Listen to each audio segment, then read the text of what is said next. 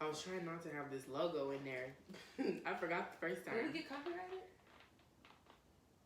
Maybe. But the second time I didn't have it in there, so I'm not really worried about it. The first time I did. Y'all don't even watch our videos enough for us to get noticed enough to get copyrighted. I would love to get copyrighted at this point. You need to put that shit in the beginning. I know. Black Star shit so we could get copyrighted. Show the logo.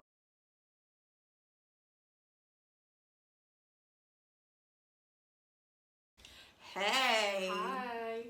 We are back. Yes. Welcome to episode 20. Oh, damn, girl. Welcome to episode 20 of Hello. Foot on Your Neck. So that means we've been around. Y'all have listened to us 20 times. Yeah, 20 At weeks. least 20 times. 20 weeks. That's the equivalent of 5 months. But anyway, it doesn't matter. But I was just curious. You count fast. Mm-hmm. It's my That was specialty. simple math, actually, yeah. I'm Simple math. yeah. But anyways, we are back and better than ever. Every week because we come harder. Every single time because we are the only podcast from y'all, the advanced pedagogy. Of Black Choir? Yes. Keeping our foot on y'all's necks. So, let's get into it. Today, we are talking about, what are we talking about, Nia? We are talking about a topic that we somewhat covered in episode 11, beauty. I like that episode. But we're digging into it more. Like, beauty is very philosophical. I think this one is more so about experience and giving some context.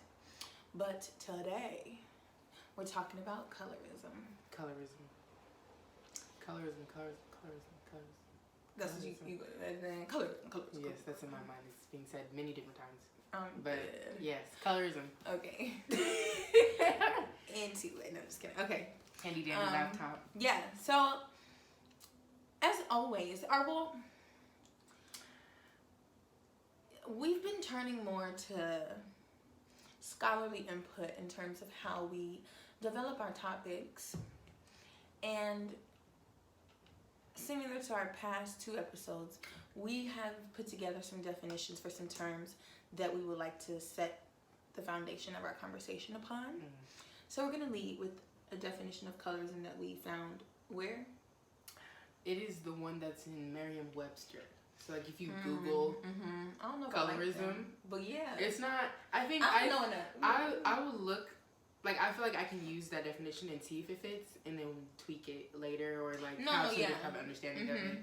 But that's like the baseline because that's what everybody turns to. Yeah. But, okay. So if you looked it up, okay. So colorism is prejudice or discrimination against individuals with a dark skin tone, typically among people of the same ethnic or racial group, which I would say is pretty. That's a good definition. Yeah, a really good definition. Yeah. Yeah. Does it need to be explained any further than that? I mean, we will, obviously, but like, very baseline. But I mean, like, if you have questions about that, ask your mother. Read it again. Yeah, ask your mother. No, I'm just kidding. Ask your we mama. Gonna tell you. I mean, like, I can't help you. She can. Yeah, hopefully. If you have questions about that, I can help you. Your mother can. Hopefully. That's the only thing I can say. You want to go into these other definitions as well? No, not yet. Okay. But yeah, so where does colorism stem from? That's our first question. And the immediate answer is 3 words. The paperback test. Slavery. The paperback test. Yes, slavery as well. But associating, like... First of all, the paperback test was 4 words. Okay. I hope she's zooming on my face. I don't know how to do that. Hey y'all, I'm putting on a wig while I edit this video, but I just wanted to make it known that y'all expectations for our editing skills for these videos, you can lower them. Very simple. But if you'd like to help us edit some of our future episodes, shoot us an email. We would much appreciate the help. Our editing skills are very baseline right now. We get up there. Anyway, where does colorism stem from? Do you want to go ahead and go into the paperback test is a good place to start. Yeah. But I think, like, the paperback test is, like, I feel like one of the, like, first examples of, like, the outward manifestation of, like, how to identify colorism. Because I think, like, slavery is, like, this fly is getting on my I think slavery is the, like, you know, like the foundation of like our psychology around how we think of color. Everything. Because it literally like the transatlantic slave trade created the notion of blackness.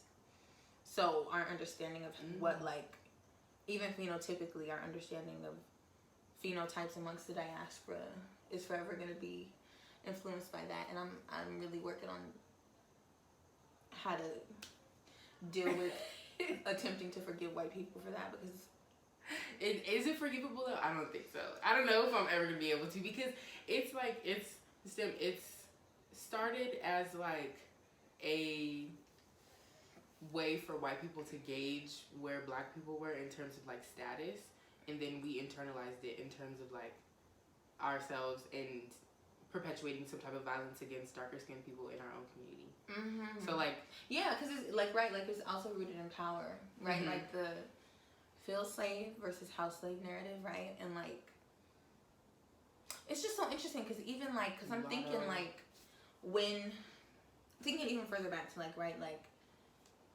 like the gathering of African peoples on the coast, right? Like, and I'm just assuming, and I mean, I don't know, I think more research or just knowledge to be built, but I'm assuming like most of those people, because it's West Africa, right? I know there's phenotypical variants or phenotype like variants among like the way that people looked, but we're most likely mostly dark skinned. Yes. So even like the creation of, I remember, side story, I asked my AP World History teacher, I was like, where did light skinned like people come from? Like, and I remember like asking there's a whole scientific explanation behind it. No, yeah, maybe you can talk about that. Yeah. I don't know none of that. But I was just wondering, I was like, well, if all the white in Africa was black and Europeans was white, what did they think of the first light-skinned, like, mixed-race baby? Mm-hmm.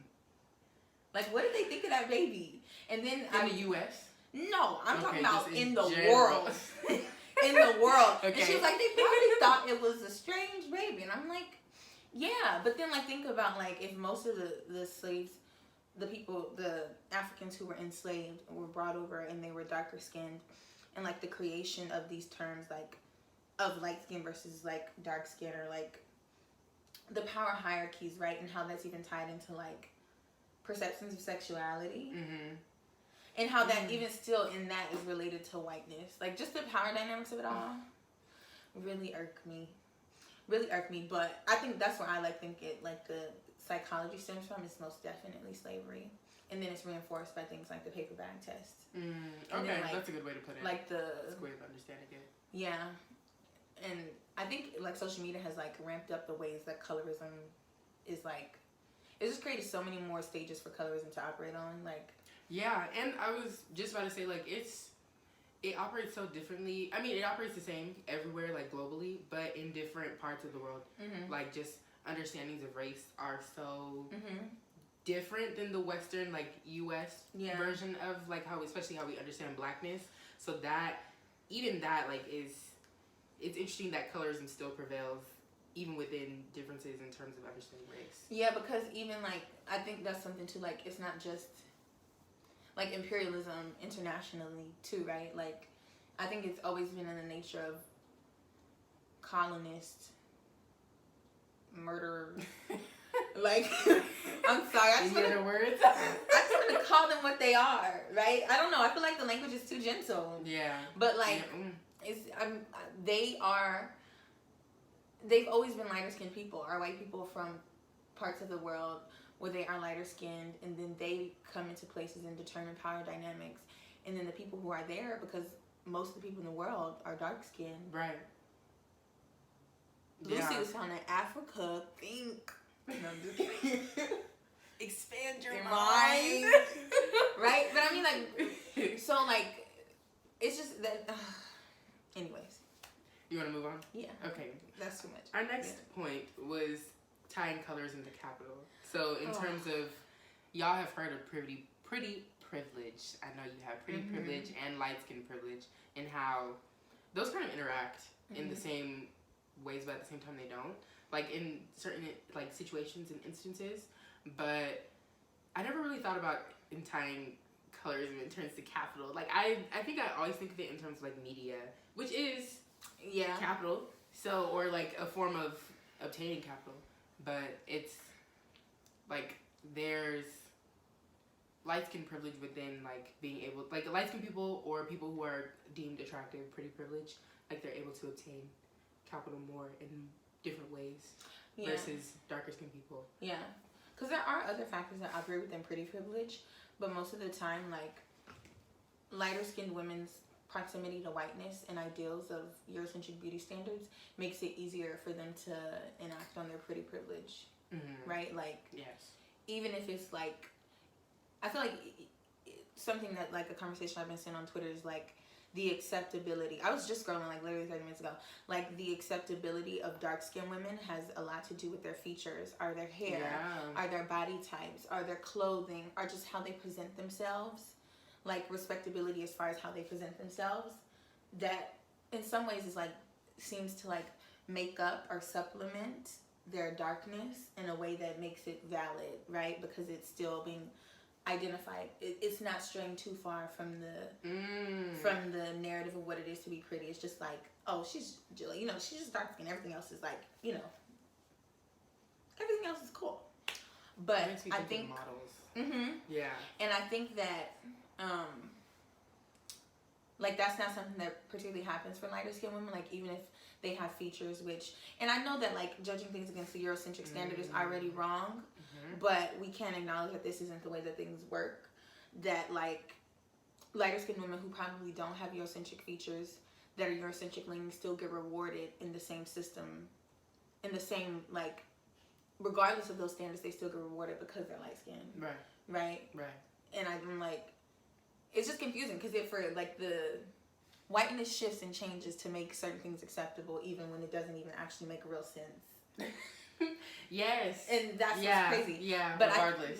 Regardless. So I think that's why like pretty privilege and light skin privilege can sometimes be intertwined. But there are things like texturism and features and that don't, like all lighter skin people probably don't have pretty privilege. But you still have like colorism. Some type of privilege. Like, colorism operates in that way that you're able to, regardless of the fact of whether or not you're pretty, like or deemed attractive, like socially. And it's just it's just crazy. Because I think even how we talked about in the episode of beauty, like the fact that like there's a understanding of like pretty, like the notion of pretty is just wrong already. It's wrong. It's just so subjective and it's wrong. But when we're saying that, we're not saying like what we think personally is pretty or beautiful, but we all know what we see on TV, which is why it's so closely related to media, right? Because like the people who are allowed to have social capital, screen time, and our attention are particularly people who fit these standards of what people we think we should listen to look like. And that is a key element that I want you to remember that sentence because we're going to talk about that later. But I had a thought. I had this breakthrough a while ago, just a side note. But there's a term going around a while, or so I don't see it as much anymore, but there's like this debate about being brown skin and like having some type of definition for people who don't necessarily are like light skin, but aren't necessarily dark skin. And that definition is confusing. I think it was just confusing for me as somebody who doesn't necessarily identify as like a light-skinned person, or I don't feel like I've been perceived that way, and that way like I don't internalize it that way. But anyway, I thought about it, and it's like colorism operates regardless of the fact like if you're light skin or brown skin or dark skin, whatever. But like there's no need to have that middleman term, and like because there's no need to have the binary in the first place. Right, exactly. Like, but also like it doesn't matter. Like say I walk in the room with someone who's lighter than me, like they're probably going to be like preferred in that sense versus I mean like if we're together, like in a situation. So it's very situational. It can be. It's about the difference. Yes. It's not like categorical. It's not like we're all like marks. Oh, you're. It's really about difference. Right. Because like I'm sure that like I'm not the darkest skin person ever, right? So if I don't even know if it's that specific because it is situational. Yeah. I think it is very situational, but like it's all about, like how you said, all about reference. Yeah. And like where you're at. And difference. But wait. What? You said something about when I was telling the story about my A push AP World History teacher. There's a medical or like. Oh, like why there's a reason for a difference in skin tone? No, I get that. Oh, okay. But I'm like the first light skinned baby. You have. No, I was speaking to the fact like about like melanin and the shifts in like skin color equator. as you go. Yes. Oh, yes. okay. Yeah, like white people from the Caucasus, and that's why they're white. And did you think that's a genetic mutation to be white? I don't know about being white, but I know about like blue eyes. That's for sure. Yeah, like yeah. But white, actually, I think I have, but I feel like it's been on like a Facebook post, so it's like, okay, is this believable? Yeah, like I don't know, like my auntie said to me or something. Like Facebook. I don't respond to them chain messages. Don't send that shit to me. No, I don't. If you send me a message on Facebook, I probably will not reply if it's a link. Yeah, that's a setup. Yeah, that is a clear setup. This is a setup. I think somebody's trying to set me up. Okay. But, okay, reading our other definitions. So, we'll go ahead and do texturism first, and then we'll do featurism. Yeah. So, texturism is the acceptance or glorification of an individual's straight or loosely coiled natural hair texture over an individual's coarse, kinkier, or tightly coiled natural hair texture. And that's a great definition to me. That's summing it up. Featurism, societal preferences over certain features and the discrimination from which it arises. So, I think like a good example of that is like big lips, right? And like how, like think about like the caricature of like minstrelsy, right? And how like that has been made to historically be a laughable, right? A caricature, like exactly what it is. This like spoof. And not a humane, like a quality of a human being that can be acceptable, but as a joke, right? Like, that's a disgusting example. I hate it so much. And being attached to black people, so further discriminating against black people and equating like those features to intelligence as well. I feel like like having bigger lips and like a bigger nose and like a bigger eye, like bigger eyes, or like your head having a certain shape was all equated to like you are lesser, lesser than, and like because you have these features, you are stupid, you are lazy, you are etc. Yeah, I think that's interesting that like you bring that up because like even scientifically, like I think people like to talk about colorism, particularly like in relation to like trying to like make people feel like colorism isn't a thing and we need to get over it and whatever. But there's like there's been a canon of scientific research to try to make it seem as if people who are from the parts of the world that have more darker skinned people, so African people who were formerly enslaved in America, make it seem as if they were like genetically inferior. Yes. So of course when we think about people's bodies and how they're perceived phenotypically, darker skinned people are perceived to be those people in who we created, not we because it wasn't me, but like like white male scientists.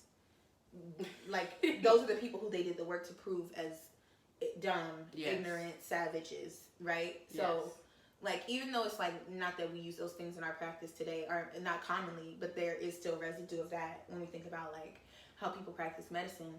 And even though it's not common, we can't act like the system was just like wiped clean, and because the work like doesn't exist no more and it's not being reinforced or taught, that it's not influencing how we think about things. Because that's just so not true. Right. Yeah. Like, just because it's not blatantly being researched in our face, or like that we see like in our face, doesn't mean that it doesn't actually work in that way. Yeah. But texturism, I feel like, is really interesting in terms of us being on YouTube. Like, that's because YouTube was where we saw like a lot of like the natural hair movement starting, in terms of like, you know, showing black women how to be able to take care of their hair in a way that's like, I don't know, healthy or whatever the fuck. Like, but it's transformed to like a lot of light-skinned people taking advantage of this movement and being like, this is how you take care of your hair, and then having no images or references for people who have like coilier hair or 4C, like any range from 4A to 4C or whatever. Oh, yeah, because I think, like if you haven't noticed, I'm a dark-skinned woman. No, but like texture, I hope you knew that. I knew that. But no, like I think texturism is a really big one because I think it's just I don't have 4C hair. Right? Like, I feel like my hair is, I want it to be 3C, but they tell me it's 3B. I thought 3C, that's the first thing. But like, the thing is too, like, your hair is like, it can be different things in different parts. So like, the middle of my head is very like, white woman leaning. 3A? No. Not white woman leaning, but it's 2C? It's looser. Okay, whore. Not whore. Okay, it's looser than the perimeter of your head. Yeah, the perimeter of your head is like kinkier. And when I tell you, like, the texture of my hair has really influenced so much about how I've been perceived as a young girl. It's insane. Like, earlier on growing up, like, a lot of the commentary from like family members and even girls at school was just around my hair. And trying to understand, like, I've been asked so many times, particularly by lighter skin girls, like, what are you mixed with? Yeah, oh my God, not that question. How you get your hair like that? You didn't perm, did you perm your hair? Insinuating that your hair is not natural to you. You didn't perm your hair? No, what? And it got to a point where I got mad. I was like, no, I'm all nigga. Because like, boom. I couldn't understand it at first. And then like no, I never got a perm because I had already was like, well, one, I'm like, then here's the thing in my family. I'm like, I'm about to fuck with my shit. But there was this girl, particularly growing up in school, who like really didn't like me because, and it was a sad story. And when I learned this, I was like, I was in first grade. Was that first grade? Yeah, that was first grade. And I was like, I know, huh? And this girl, she really didn't like me because I learned afterwards, my mom told me, she's like, yeah, that little girl wears a weave. And then later on, I learned that her mom had like permed her hair and all her hair fell out. And I think it's like she ended up telling me that, and like how she just like didn't like her hair, right? And like how that played into why she didn't like me. I don't know if we did this deep of an analysis as a 6-year-old. Maybe I just inferred that. But like, that's what it was though. Yeah, even beyond that. And then in 10th grade, when I decided, because like how you talk about like going natural and like that whole movement, in 10th grade I decided to wear my hair natural, and I would like do bantu knots and, you know, all the natural girl shit you do in the beginning, the learning curve. So my hair was like all over the place. Like I was going through the transition of not like training my hair every 2 weeks to be straight, like getting it pressed regularly. So my curl pattern was all fucked up, right? You know, this shit be like, so when I was in that moment, you know what that looked like? All the comments changed. It became like, girl, you got your hair all over your head, and da-da-da-da-da-da, and da-da-da-da. And I'm like, I'll be looking at my family members. At this point, I was fed up. I was like, this is how I wear my hair. Like, this is how I want to wear my hair. Like, shut up. And I think that just the way my hair has been perceived would be very different if I wasn't dark skinned. It just would be implied that I should have looser curls, 3C curls, right? Yes. But it's somehow hard to fathom because I'm dark skinned. Yeah. And I don't get it because it's literally hair. Like, we're really dumb for investing in the system because it's hair. Yeah. That's like, I think just aligning, like, I think the fact that you were not, like, people didn't have some type of understanding of why your hair looked the way that it did, plays into the fact that we think that all dark-skinned people want to have 4C hair, and or just, like, kinkier, coilier hair, and also, like, attributing those traits to, like we said, ugliness, or just, like, intelligence. So for you to have looser texture hair and be dark-skinned, it's like, there's something wrong, or there's something different about you, or, like, maybe you're aligned with whiteness, or like, you know, or something along those lines. Not to say that it's that deep, but like not to say that it's that deep. But like it's we're recognizing the fact that there's power and privilege within that. Right? Like, hold on. Particularly like maybe like, and I don't know, this is me just guessing, but like particularly like I didn't understand when lighter skin girls did it, because it would be a common thing, right? Like a comment that would always be made. I'm like, why are you like always bringing this up? Like, do you feel some kind of way? Yeah. You know, like what is the, because we're acknowledging the fact that like it affects the way you're perceived in the world, which affects your access to power and capital and resources, and the fact that that isn't properly aligned with how we think of things usually, right? Like darker skinned women have all the historically unfavorable features and 4C hair and whatever the case is, right? And you don't have that. It's like, whoa, wait, how come I'm light skinned, I have 4C hair, and I'm like, you know what I mean? Like, the ways in which we all have personal nuance become invalidated because this person or not even just this person, but like the way that we understand structures of power has been uprooted, and these people don't adhere to it. And I think that's the root of all like prejudice, right? Like, hold on, you're disrupting the system in the way that we perceive things. You know? Yeah. Which is interesting. And I think in featurism it's interesting. I know I'm kind of blabbering, but y'all, I used to wear color contacts. I just want to add this in here because I feel like you have a lot of experiences where you can pinpoint like you seeing these things in your life, and especially like colorism as like a dark skin woman. But like I truthfully don't have. Really? I think because I don't have like exact moments that I feel like I could even pinpoint for a long time. I didn't even know what colorism was until I came to UCLA, to be really honest. Oh, really? And that says something in itself. Are you serious? To be really honest. And I was like, oh, that explains a lot, and that explains why light skinned people act like this, and why like. And I started singing it. I was like, oh my God. But I think I experienced it more internally with one of my family members who I grew up with, who's the same age as me.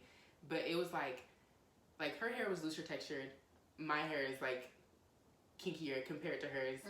My hair was shorter. Her hair was longer. Like, she was lighter than me. And so it was like, I don't like this. Like, I was made to feel like, you know, just like different, or like just that child. Yeah, just like uglier because I was in comparison to somebody who was lighter skinned than me in my life. Like, not necessarily like, I would say experiences outside of that, or at least ones that I didn't know, which is a part of me being a light skinned person and not necessarily understanding that.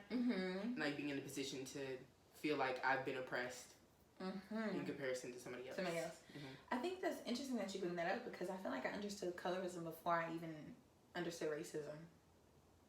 Oh no, I think it was definitely the opposite. Yeah. Really? I knew what racism was. No, I mean, like, I knew what racism was, but like thinking about experientially, like colorism, like how I referenced like that example from first grade, like I've been able to conceptualize the fact that I am being treated differently because I am darker skinned. Right.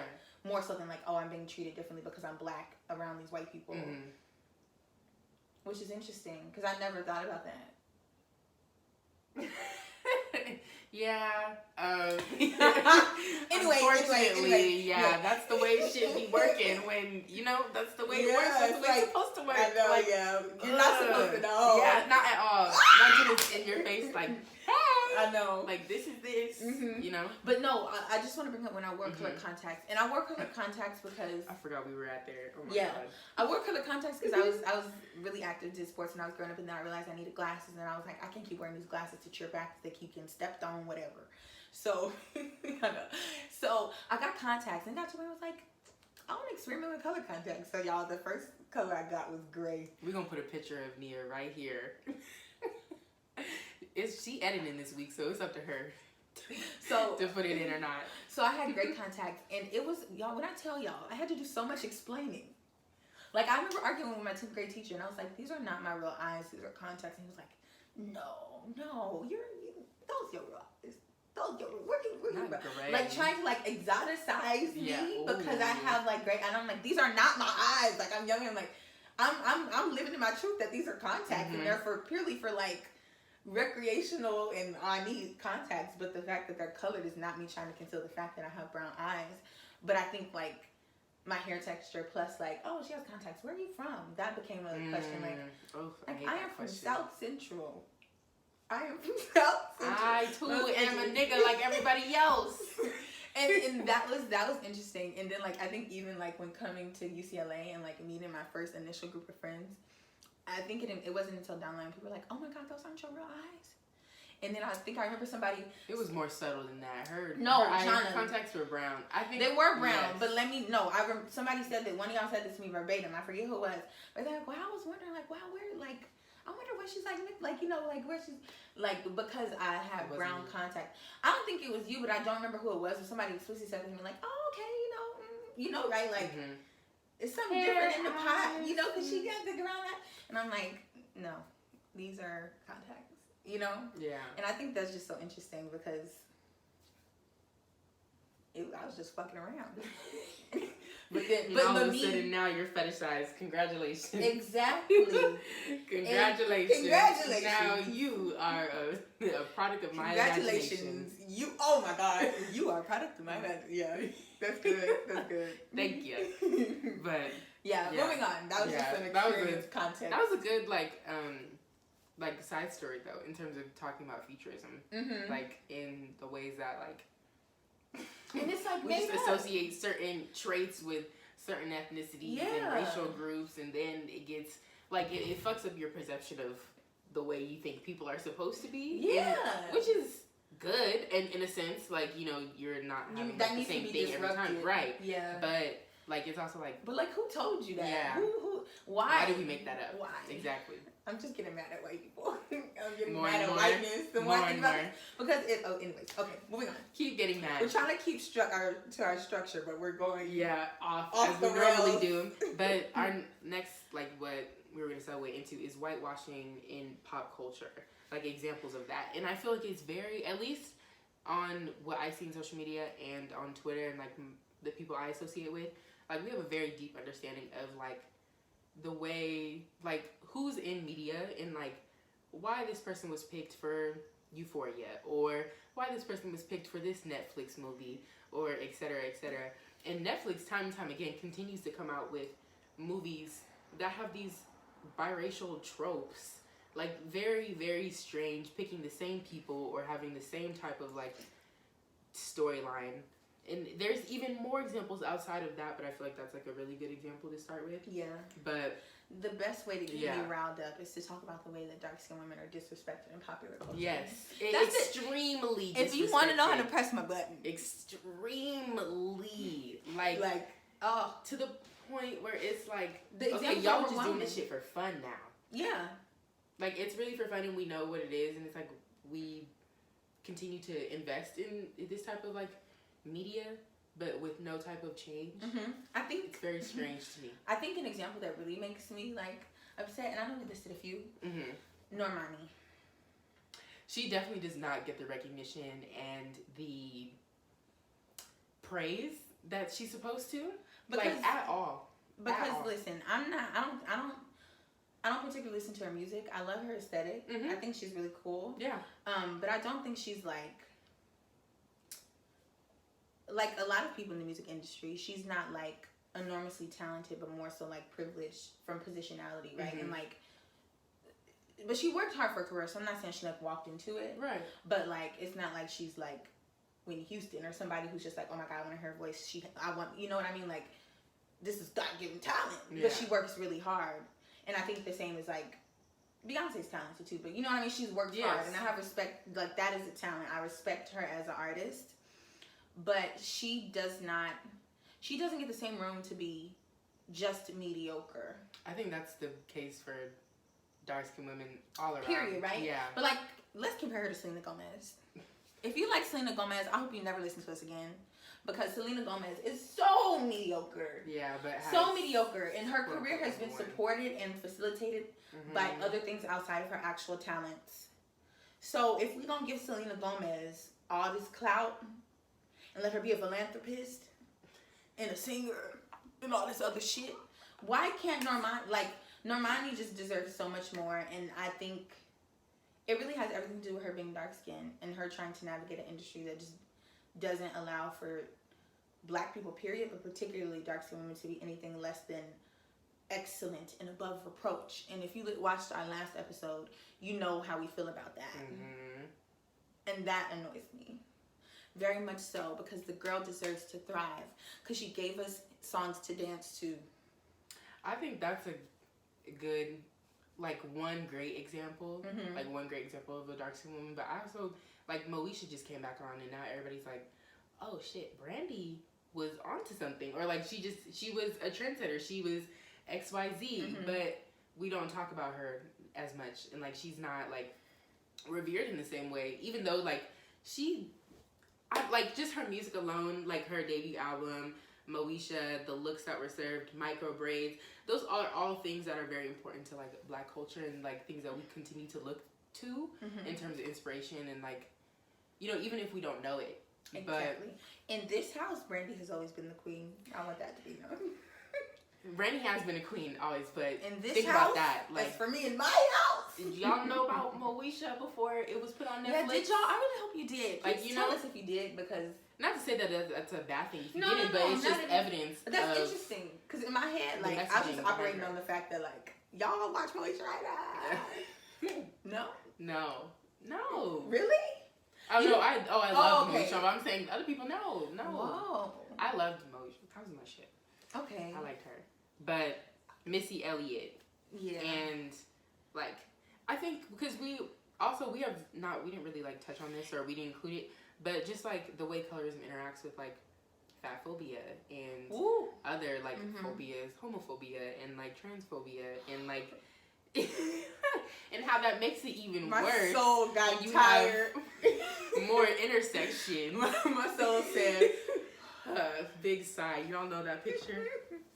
You know that, like, it's a picture of the black woman, like, it's a painting, and, like, she's sitting on the bed. Oh, my God, like yes, this, fucking. Like, with the Bantu knots, like, that's what your soul did. She sat down. She did. Like, goddamn. But, yeah, I feel like it just, they all intersect, just in the case of, like, Missy Elliott. Like, I feel like she got a lot of Missy Elliott's work is above reproach. Yes. If you, Missy Elliott is reset the culture and then some. And I feel like she gets a little bit of the respect, but she deserves a lot more respect. Yeah, she really does. And, like, just the outright, like, or we can even talk about Lil' Kim, like, and the ways in which, like, colorism affected Lil' her. Kim don't take us down a rabbit hole. And this, like, you know, that is a rabbit hole, but just an example of, like, black, like, dark-skinned women in rap feeling like, or just receiving such pushback. Even, like, let's fast forward to now. Yeah. The rappers who are actually out here who are worth their craft, who actually are artists, and comparing them to the women who are popular rappers. Yeah. Tell me that the popular rappers right now, who are majority light-skinned, are worth their shit.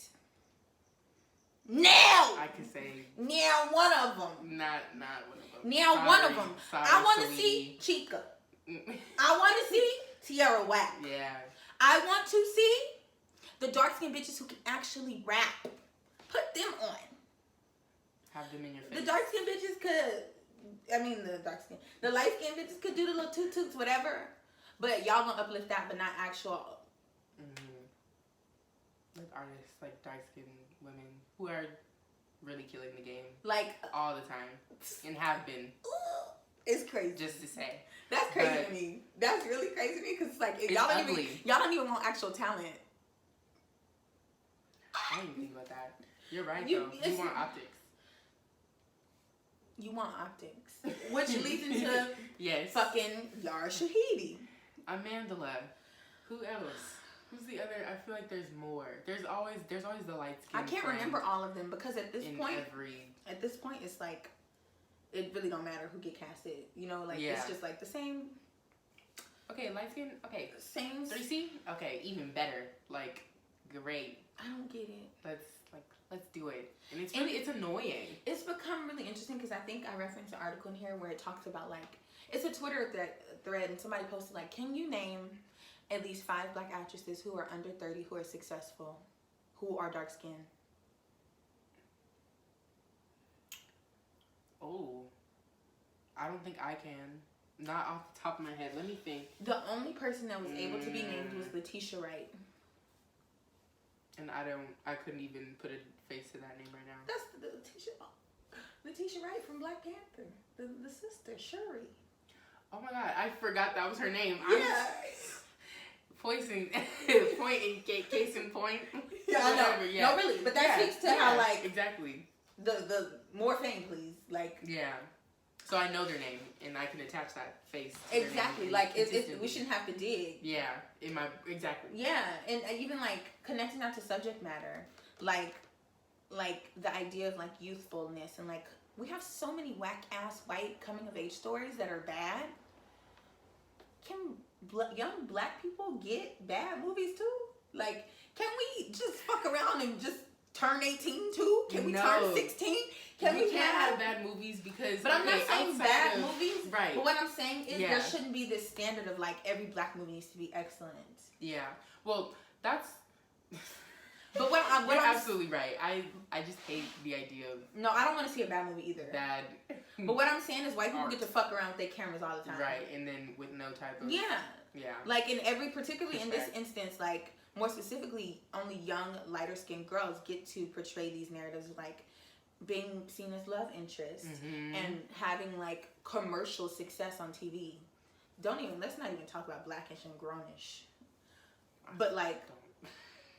You know, like the subject matter in terms of like young, like when's the last time you've seen a dark skinned character who was around our age and you're like, oh, I can relate to them, like have a story that felt relatable? No, not the way you looked at me. I will say, I feel like Moesha's as close as it gets. Yeah, that is okay. Dark skin, no. Are you talking about black people in general? Yeah, no. Okay, like, I would say maybe that's a Raven, but no, I mean like she's particularly dark skin. Yeah, no, yeah, right. No, not at all. And even when we do have those representations, they're on like platforms that aren't like well known. So, because I'm thinking of like Stella and the Spades, like that's an example of like, cute one. Like a good like coming of age movie with like darker skinned black, and I like that younger, too because she was a bitch. You know? Yeah, like yes, she was. She was a bitch. Yes, I didn't even finish it, but oh my god, yes, okay, that's a different. We'll talk about Mean Girls. And there's also like Blood and Water, which is on Netflix. Oh my god, actually yes. That didn't get the. I feel like it didn't get the critiques or the. Blood and Water is good too. The rah that like all these other shows shows normally get. Yeah, like, you know, know, I think and at the root of this too, like we have to recognize that like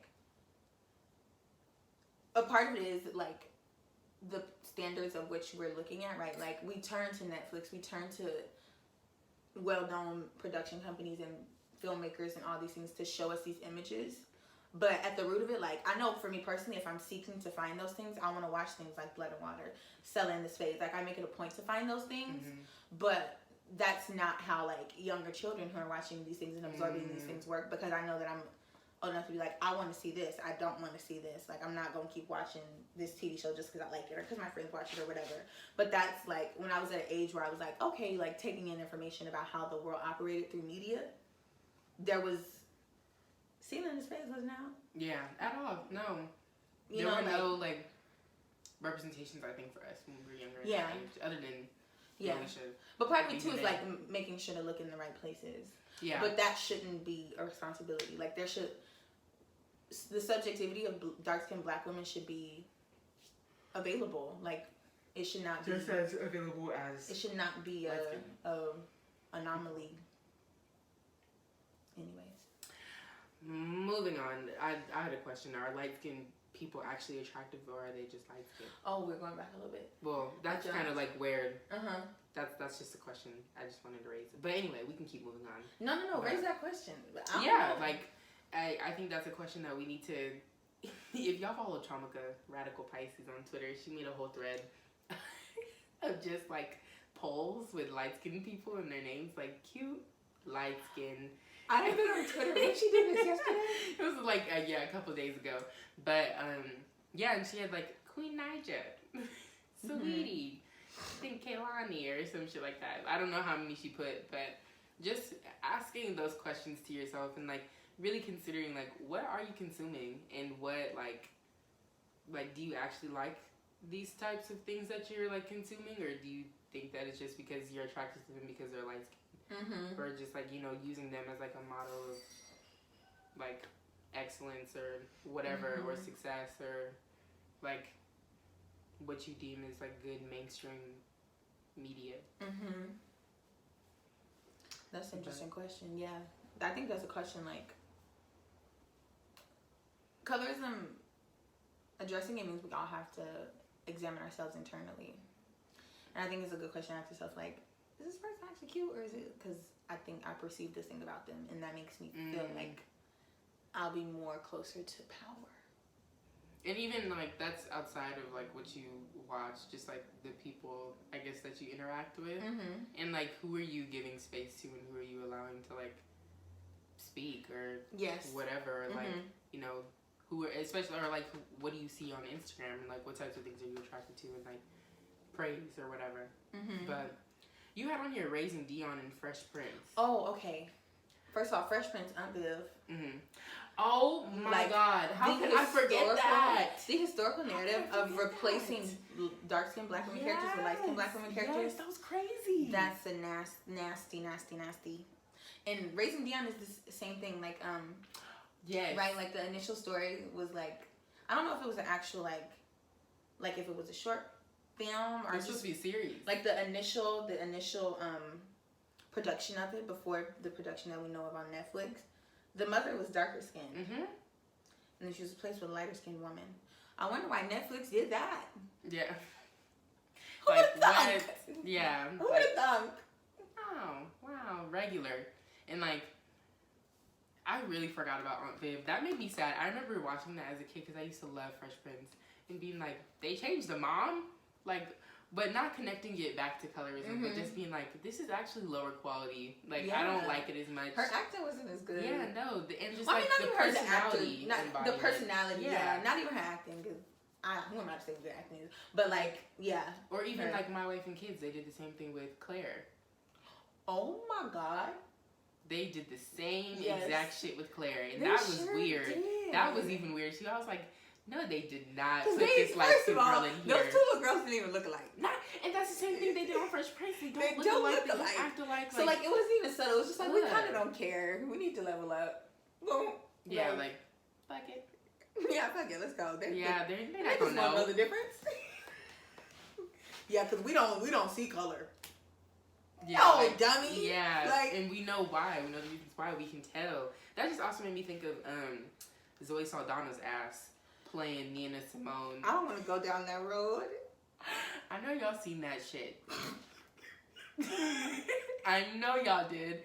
And I have some words. All I can do is laugh. Words. All I can do is laugh. That was just, I think, there's no defending that. There's no defense, like in Zoe Saldana's defense, and the casting director and all the other people involved in that decision is such blatant disrespect that it's like beyond like fathomable. Like it needs to be deleted off of the face of the earth. Like, yeah, that needs to have never happened. Truly, that's disrespectful to Nina Simone. That's disrespectful to dark-skinned women. If and, I ever if I ever into the industry, if I ever figure out how to build a time machine, I'm going back to stop that. Yeah, from production, I would too. Like from the time they put that prosthetic nose on her face, like that's more so than the black face. The nose is what does it. She don't even look like Nina Simone. If you have to build a nose, why couldn't y'all just cast a good actor who wasn't already famous? Yeah, like if you really wanted to, like I don't know. At this point, did y'all hold auditions? Like that was a movie that was scrapped together last minute. I haven't watched it, and I refuse stupider. To. Like we just cannot we cannot place our stories in the hands of just anybody. And I don't know who. And when we say just anybody, don't think we only calling out white people. Yeah, because not all skin folks. Because you know what I have words for? We know that. I have words for Lena Waithe. I was just thinking the same thing in her fucking description for Queen and Slim. I'll never forget that. Let me I need to find that screen. Do you think you have that screenshot somewhere? Because I need to show that. Find it. Yeah. Carmen Cuba casting put out a casting call. And the casting call, to my understanding, was like from a blurb that was written to the script by Lena Waithe, which said, it had field slave in the description of Jodie Turner-Smith's character. Looks like she's been playing outside all day or like picking cotton in the field all day.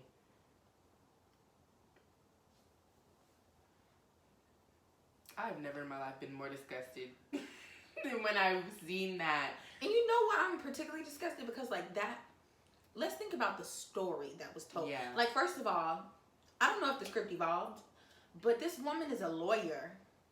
She is a lawyer. Yeah. A lawyer who has this respectable profession, and her presentation was not at all as if she was a field slave, right? She was not disheveled. You simply use that to talk about her as being darker skinned. Yeah. Just Ew. using that as a tool, Ew. ew, disgusting. Like, why yeah, why did just dark skin not be enough? Yeah, it could have literally like ended only at a dark that. like You didn't have to go into description like that because that also has literally nothing to do with this storyline at all. But yeah, these are just like little examples of it's good worse. Hollywood is just disgusting. But Ciao. anyways, oh my god, the Hate You Give. I actually decided not to watch that movie. I watched it because I just heard that it was just a lot of police brutality, like back to back to back, or just like images that are probably like triggering for Black people a lot. So I just decided not to. But the thing about that, I remember when the book got really popular, and I never read the book. But when the movie came out, Amanda Steinberg, I feel like I always say her name wrong. Amanda Stenberg. Amanda. Oh, you have a good picture. Like here. And I'll put the picture up here that John is looking at. But like the illustrator posted this picture, and the illustrator, she's a dark skinned character, and the illustrator, even her hair is different. The illustrator came out and said like article like, I drew what was described in the book, and this is what she was described as in the book. So why was this lighter skinned woman tapped for this role? And even more so than that, like going back to the Letitia Wright, like, do you remember like there was conversation around like Amanda being like asked or like invited to audition for Shuri for Black Panther, and she said no. She said no, right? Because she was being cognizant of the fact of like the context of the story, right? Which is great, but like thinking about like part of the reason why Letitia has been integrated, because I mean, I'm not gonna say I know her whole career, but when I think of her, I first think of her from Black Museum, from Black Mirror, but like how that avenue, like her actively like removing herself and saying no, that's not my place to play that character, is like one of the only reasons why so many people know of Letitia Wright and were able to identify her as one of the only under 30 darker skinned actresses that has some success. So because she actively stepped down. Yeah. So still like having some type of like success due to like a light skinned person, or just like having that type of connection. Yeah. It's literally connected to someone else saying no. Right. Yeah. Her success is connected to a lighter skinned woman who was initially considered, I don't know how it happened, I'm just like, right, like who was being considered saying no. But before that, it would not have happened. Exactly. Yeah. And I think you have on here Amanda's Black Panther role in that movie, and that makes me think of like having light-skinned people at the forefront, or like mixed people being the savior in a lot of these situations, and like that's not necessarily white savior, but it kind of plays into it because they're put into that position to be like the person that, I don't know, is like saving the human race or whatever the fuck it is, or saving Black people. And it's like the people, to be honest, I don't even know if this is a stretch, but like the people that are at the forefront, or just Black people in general, are not light skinned. Like that's not who we see at the forefront of the movement, or like I don't know where I was going with that, kind of. But I think I get kind of a little bit. Like, why do we have like light skinned people as like our inspirations or our models of like radical Black thought? I think that's what I was trying to get at. That's like, the same reason why we only listen to rich people. Yeah, exactly. Like, or like thinking like in terms of like Beyonce's like at like her work, like people look to her in terms of being able to represent Blackness in like a good way or whatever. But that's not necessarily like not everybody's perception of Blackness, or like why do we all only look to one or a couple of people to demonstrate what we think is real, you know? Yeah, I think this is connecting to my point. Like the next point that I added on here is like the respect and who we choose to listen to, because I think, damn, I thought I left that quick. But like just like who we give time and space to understand, because like taking UCLA example, contextual example, right? Like our current situation of like addressing things within the Black community at UCLA, and how that's a conversation that has happened recently, but primarily due to lighter skinned women making it their responsibility to instigate that conversation versus our first year in college, literally 4 years ago, there were darker skinned women who were bringing up these exact same issues, but they were not being listened to, and they festered for 4 whole years because darker skinned black women were not being listened to. But now the same conversation seems to be provocative. Yeah. And thought-provoking. Needing of a solution. And now, important because lighter skinned women are bringing it up. And that says everything we need to know about who we listen to and who's actually doing the thought work of what liberation looks like. Liberation in our imaginations of what we think is possible and the work that we have done so far has been rooted on the oppression of darker skinned black people in terms of with the thinking of liberation within the diaspora. Yes. Absolutely. Yeah. Sorry. That's just what it is. Absolutely. It's like it's probably gonna hurt your feelings, like, honestly, especially. And I don't care, like, because if you think that you're for black people and you're Black Lives Matter and you calling people out, you need to, if you're a lighter skinned person, you need to deal with the privilege that you have within that. Because if the way you're thinking about liberation doesn't liberate all black peoples on any intersection, and if you don't feel the need to place darker skinned people at the forefront of, like, whatever,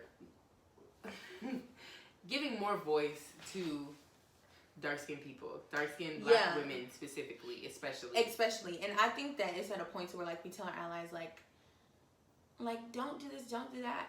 My thing about white allies, don't say nothing. Hand over the mic, hand over your money, and do the same thing for dark-skinned black women. Like, I don't, and not even just, I'm not saying me, but you don't need to contextualize nobody's experiences for that person. Why don't you let that person speak? Yeah. Like, just period. Right. Yeah. Like, there's no need to provide some type of middleman or be able to explain it yourself. Yeah. Like, I don't want Netflix to watch our video and be like, hey, we should probably stop casting lighter skinned women. And I want you to hire more dark-skinned filmmakers and content creators to populate work that stems from their own personal experiences. I don't want you to pull information and pull ideas. No, I want a platform. Like, listen to black women and don't interrupt. Yeah. Just literally listen to dark-skinned women. And I'm not saying, like, follow, but create space for conversation to happen that is not centering any other perspective, that's not trying to say, well, we experience this too. No. Like, we can have conversations with nuance. Conversations that aren't about us. Yeah. Conversations that we actively listen in that aren't about particularly identities that we hold. But we need to make space for them if we say we want liberation.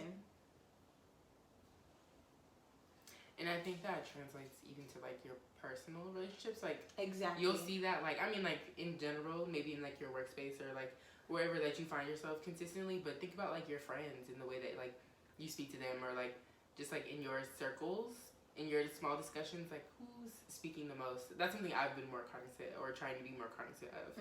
And just making sure that I'm not interrupting my dark-skinned friends or completely giving them the, like, ability to say whatever they need to say, like, and then waiting my turn, or, like, whatever it is. Yeah.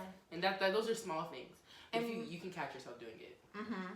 And respecting what's said. Because I feel like oftentimes I have to repeat myself because people don't believe what I say.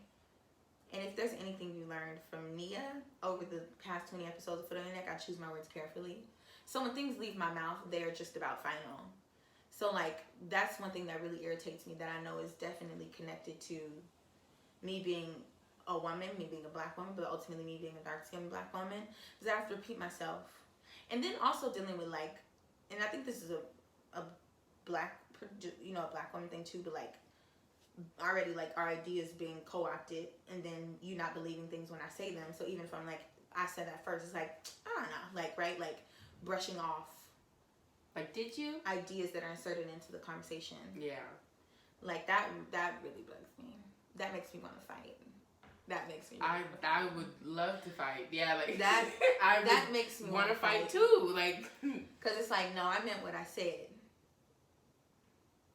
and it shouldn't be, like, it's backtracked on, rethought about. Like, yeah, because I feel like it happens a lot when it's like, I'm setting this boundary and don't do this, and then you do it and be like, no, absolutely not. You don't deserve my space or my energy. in this way that I told you couldn't have it and you think you deserve it because you didn't believe what I said. No. That's not cute. That's never gonna be cute. Anyways. Moving on. Our last points. We just wanted to talk about a book that we have both read. Please read this book. Yeah. Stop here if you haven't read the book. But The Bluest Eye by Toni Morrison. I can talk about this book all day and night. And we need to get close to wrapping up. Oh my God, this is an hour and 3 minutes. But we have had a lot of breaks. So do you want to talk about it? No, yeah. We can talk about it very briefly. But I'm trying to think about what I said earlier in terms of this book and the way that I contextualize it. But you've read it multiple times more than I have. Mm-hmm. So what did you want to speak about in terms of The Bluest Eye? I think The Bluest Eye, I think most people read The Bluest Eye and they had this takeaway that, like, it's this book that's about, like, it's a sad book. Of course it's a sad book, and it puts Toni Morrison purposefully, like, it's a book full of a lot of emotion and internal turmoil.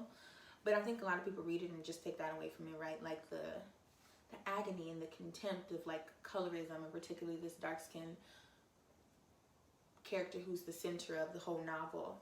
But if you read this book, or if you read this book, please, like, if you've read the book, comment below. But if you are going to read the book, I'm going to caution you to think more about not the character, but the world around the character, and how, one, through, like, Morrison's imagery and how she uses literary devices to articulate the world around the character, but two, like, I don't want to say anything without giving the book away because I want you to identify this yourself, but similar to how, like, in our society, like, we blame of the oppressed people for their oppression. Like, we blame dark-skinned women for being unliked or unloved or undeserving of affection. We blame them for feeling ugly, or feeling unworthy, or feeling undesirable, when there are systems in place to enforce that. Mm-hmm. Particularly when you're young girls, to make you feel that way. Right. So we have to examine the world and the systems that are in place versus, like,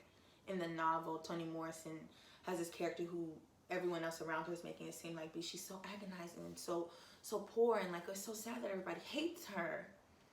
But challenge ourselves to confront the structures versus, like, there's reasons behind that. Confront the structures versus being like, oh, poor single instance of a black girl who's ugly, right? Single like, instance is is a good, because it's not just oh randomly this girl, like, that, like, her story is not, like, what, like, not unique, but, like, just, like, that's not the only case. Mm-hmm. Like, it's across the board. It's so structural. Yeah. The same way you think about structural racism, you should be able to understand, like, colorism. It's very structural. Mm-hmm. Very, very enforced. It's active. It's happening. And it's, in some way or another, we're all, like, reinforcing it. But I think Bluest Eye is a book, like, Bluest Eye is probably my book, like, my favorite book ever. Mm-hmm. Because I think, like, how I was, like, saying earlier, like, I feel like I understood colorism before I understood racism. I think that book just affirmed so much that I was like, whoa. And it was just so interesting because my AP literature teacher was like, pick a book, any book by any person. Well, not any book by any person, but he said any book by Toni Morrison. It was a whole list, and any book by Toni Morrison. And for some reason, I was like, okay, I'm going to read The Bluest Eye, because it was like... Some reason. It's her first novel. I'm going to tell you the reason. It was her first novel, and she won a Nobel Peace Prize for it. So I was like, okay, the white people like it, let me read it. I was in 11th grade. So, I don't know, the book just triggered a lot for me in terms of understanding, like, myself and, like, colorism and racism in the world and the way that I feel like people have perceived me. So I think that's why I think the book is important to read. Even aside from colorism, Toni Morrison is that bitch. Rest in peace, because I love her. I don't care what she wrote. I would read her notes from anything. I don't care if she wrote. I will read anything she wrote. I will drink it. If it was water, I would drink it. Like, that's how it feels reading Toni Morrison. That is water, yeah, I was about to say. Yeah, like, she writes water.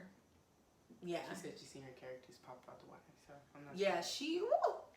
But I had brought this up. Okay, one, go follow the darkest.hue on Instagram. They have a lot of good content in terms of understanding colorism and the way it shows up in our lives and like what it is and defining that.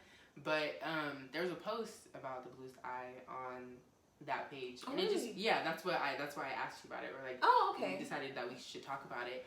But you had brought up that like we never get to hear Pecola. That's the character's name. I was kind of like, should I say that? Yeah, no, I think because I mean, people reading it, I don't know, but it is important to know. Yeah.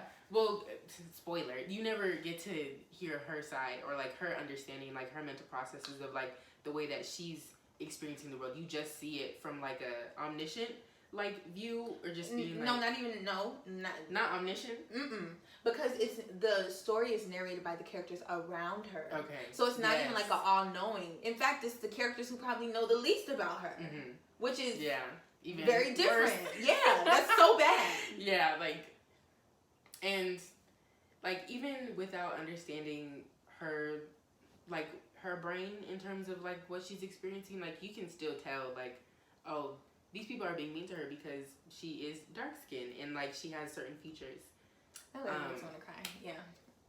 I'm just thinking about which is really sad. Like the fact that you don't even need more. You don't even need her to understand that. Yeah, like we didn't need her subjective understanding of. And it's so sad because we do, and I think that's what really like hurts my heart when I think about that book, is because like there needs to be space in the world for, particularly because she's a young girl. Yeah. Like for dark skinned young girls to just simply express. Be able to be. Yeah. And like don't like. I feel like in so many ways it's not even like I'm actively going through the world looking for ways to be oppressed, but it's like people go out of their way to oppress you.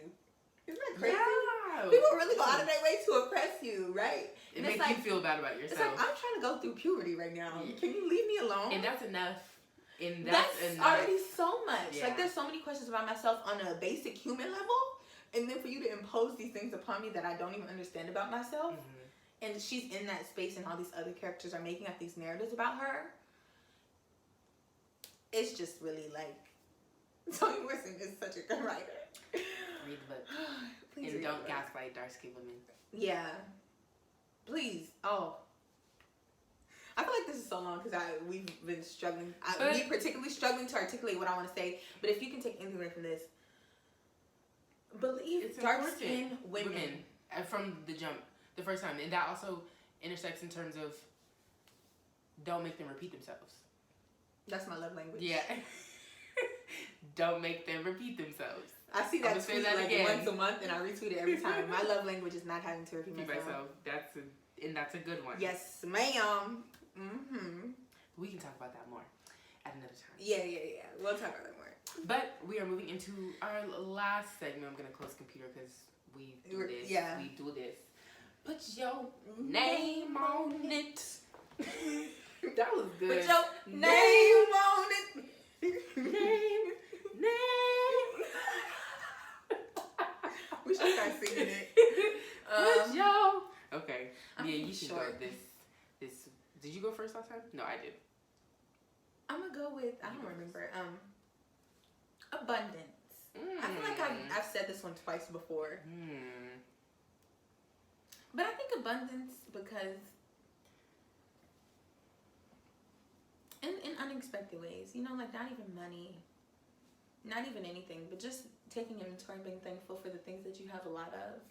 Even if it's anger, right? Even if it's sadness, even if it's particularly negative emotions, like, wow, I have this thing or feeling that I'm experiencing, and accepting or like leaning into the fact that it's serving me in some way, or how can I like use it to serve myself. So abundance. I like that. I love that. Abundance. For me, it is creative confidence. I feel like I don't know if it's just the pandemic, but just like in general, I feel like I've been kind of stifled in like creatively and not feeling like I have the chops to produce like good things, which I do. Obviously, I mean, y'all are watching me. We on YouTube. So, like, I mean, I think even here a little bit, like, I experienced that. But, yeah, and feeling like I can do things and do them well, and even if I don't, we can try again.